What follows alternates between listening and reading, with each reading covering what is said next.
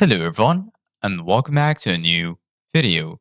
In this video, I'm going to show you guys how you can make an animated number counter in Adobe After Effects. So if you guys want to learn how to do it, just follow the steps that I'm going to show you. As you can see guys, I'm right now in Adobe After Effects and this is how the homepage looks like. So right here, as you can see guys in the left side of your screen, you're going to find the option to create a new project. Here you're going to find open project, new team project, and also open a team project. Right here, firstly, we're going to click on create new, and then here you can choose the media file that you want to work with.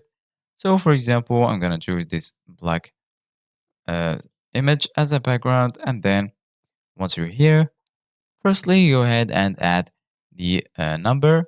In order to do that, just go ahead and click on the type tool right here in the top. And then once you do that, just go ahead and click anywhere you want to type. Then once you do that, you can type anything that you want. So I'm going to type the number 0 like this. And then I'm going to make this a little bit bigger. So I'm going to stretch it like this. Then I'm gonna put it here in the center. So right now, go to effects and presets and then search for slider controls.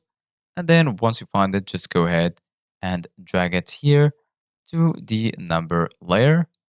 Once you do that, go ahead and click on this little arrow right here, then click on text.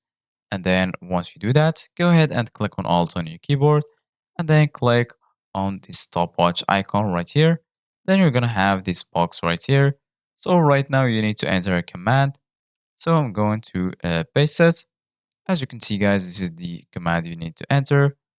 So basically guys, this is the code that will let you do the countdown animation. So right now, once you add it, just go ahead and click on File, then click on Project Settings, and then go to Expressions. Right here, you're going to find Expressions Engine. Make sure you choose Legacy, Extend Script, and then everything will be working. So this is it guys for today's video. Thank you guys for watching. See you guys in the next video.